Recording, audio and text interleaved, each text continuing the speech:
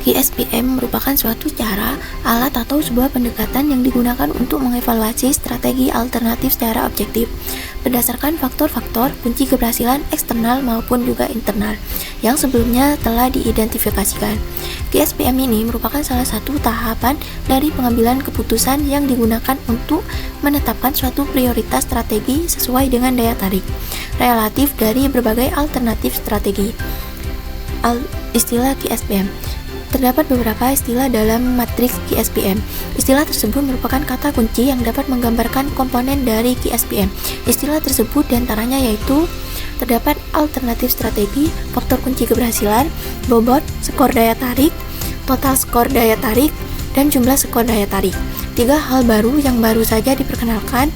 Hal itu dijelaskan dan ditetapkan sebagai 6 langkah dalam pengembangan QSPM. Selanjutnya, langkah dalam pengembangan QSPM. Yang pertama, mencantumkan kembali daftar peluang, ancaman, dan juga kekuatan kelemahan dari hasil analisis SWOT yang telah dicantumkan pada matriks EV dan juga IV. Langkah kedua, menetapkan bobot untuk setiap faktor eksternal dan juga internal. Bobot ini identik dengan yang terdapat di matriks EV dan juga IV. Langkah ketiga, memasukkan berbagai alternatif yang telah didapatkan dari berbagai pilihan matriks seperti IE, SPACE, dan juga SWOT. Langkah keempat, menentukan skor daya tarik atau attractiveness score sebagai nilai numerik yang menunjukkan daya tarik relatif dari masing-masing strategi. Langkah kelima yaitu menghitung total skor daya tarik. Total atau total attractiveness score dihitung dengan mengalikan bobot dengan skor daya tarik. Yang langkah terakhir, hitunglah jumlah total skor daya tarik, kemudian tambahkan skor daya tarik di setiap kolom strategi dari QSPM. Total tersebut akan menunjukkan bahwa strategi mana yang paling menarik atau tepat sesuai dengan pertimbangan relevansi semua faktor eksternal dan juga internal yang mempengaruhi keputusan strategi. Besarnya antara jumlah skor daya tarik dalam alternatif strategi menunjukkan daya tarik relatif satu strategi terhadap strategi yang lain. Selanjutnya, kelebihan dan kelemahan QSPM. Kelebihan dari QSPM yang utama, beberapa alternatif strategi dapat dievaluasi secara berurutan dengan lingkup atau tingkatannya. Yang kedua, jumlah strategi alternatif yang tidak ada jumlah batasannya yang akan ditetapkan sebagai strategi prioritas dengan pendekatan QSPM. Yang ketiga, QSPM ini juga bisa digunakan oleh organisasi atau perusahaan, kecil maupun besar, profit maupun non-profit, dan berbagai sektor. Kelemahan dari QSPM yang pertama, penilaian intuitif sangat diperlukan, tetapi menggunakan asumsi yang beralasan dan masuk akal. Penggunaan asumsi yang didasarkan pada data atau informasi yang relevan membantu memastikan bahwa keputusan yang diambil tidak hanya berdasar pada insting, tetapi juga pada fakta dan analisis yang valid. Kedua, pemberian peringkat dan nilai daya tarik diperoleh secara subjektif, tetapi prosesnya dengan informasi objektif sehingga timbul perbedaan. Yang ketiga, konsep QSPM dan kualitas informasi. QSPM berfungsi dengan baik hanya jika didukung oleh informasi yang akurat dan relevan. Hal ini merujuk pada proses mencocokkan alternatif strategi dengan faktor kunci keberhasilan. Kualitas analisis ini sangat bergantung pada seberapa baik informasi yang digunakan sehingga analisis yang dangkal atau tidak memadai bisa menghasilkan kesimpulan yang salah. Selanjutnya kita akan menghitung QSPM. Sebelum melakukan perhitungan QSPM, kita melakukan perhitungan dengan matriks IV dan IV, di mana matriks IV dan IV terdapat perhitungan jumlah bobot dan juga rating. Di sini terdapat 4 responden yaitu R1, R2, R3, dan juga R4. Di mana setiap responden memberikan skor terhadap faktor internal dan juga eksternal. Setelah melakukan pemberian skor, maka akan dijumlahkan keseluruhan faktor internal sehingga menghasilkan 29 dan faktor eksternal menghasilkan sebanyak 33.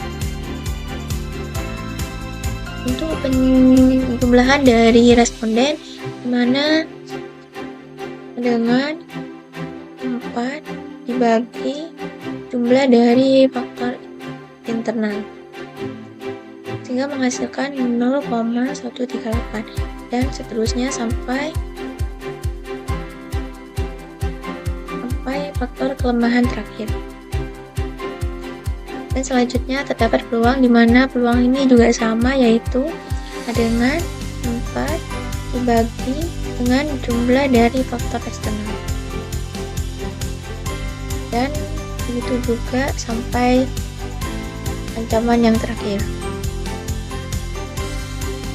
Untuk jumlah dari bobot sendiri, yaitu penjumlahan dari responden 1, responden 2, responden 3, dan juga responden 4.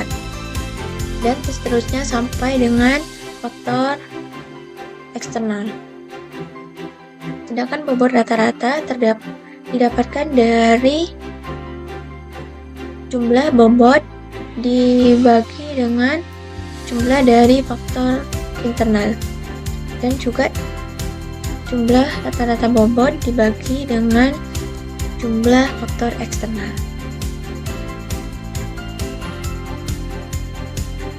Selanjutnya terdapat rating, di mana rating ini juga memberikan skor dari masing-masing responden. Untuk jumlah dari rating ini yaitu penjumlahan dari 4 tambah 4 tambah 4 tambah 4 dan seterusnya. Sedangkan rating rata-rata terdapat dari jumlah rating dibagi dengan total keseluruhan dari responden. Sedangkan skor ini diperoleh dari bobot rata-rata dikali dengan rating rata-rata, sehingga menghasilkan skor 0,427 dan juga seterusnya. Selanjutnya GSBM. Sini terdapat 10 alternatif strategi yang akan digunakan. Masuk ke SPM, di sini terdapat 10 alternatif strategi yang bakal digunakan, dan juga mencantumkan kembali daftar peluang, ancaman, dan juga kekuatan dan kelemahan. Di sini terdapat 4 responden dengan 10 alternatif strategi yang telah diberikan masing-masing skor. Selanjutnya yaitu terdapat perhitungan TAS atau Total Attractiveness Score, di mana bobot ini yaitu total dari bobot rata-rata yang berada di matriks FIV dan juga EV. Untuk AS sendiri yaitu skor dari GSBM 1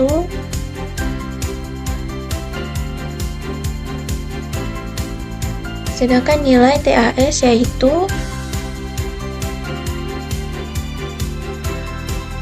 kalian antara bobot kali dengan nilai AS, yaitu itu menghasilkan total attractiveness score.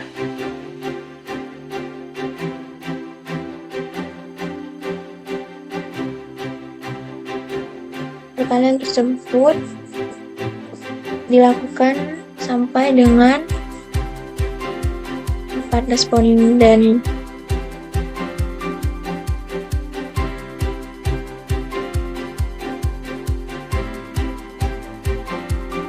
Dimana setiap TAS itu dijumlahkan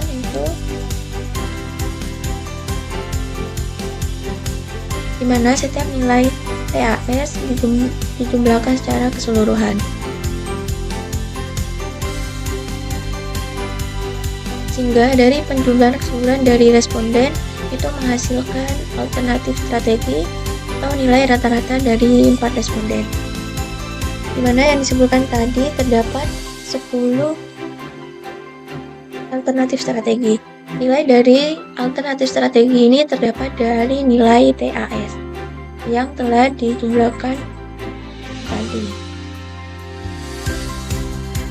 sampai dengan responden 4. Sedangkan untuk nilai rata-rata dari 4 responden ini terdapat juga nilai, di mana nilai tersebut terdapat dari nilai responden 1 ditambah responden 2 tambah responden 3 dan juga responden 4, sehingga menghasilkan nilai-nilai tersebut.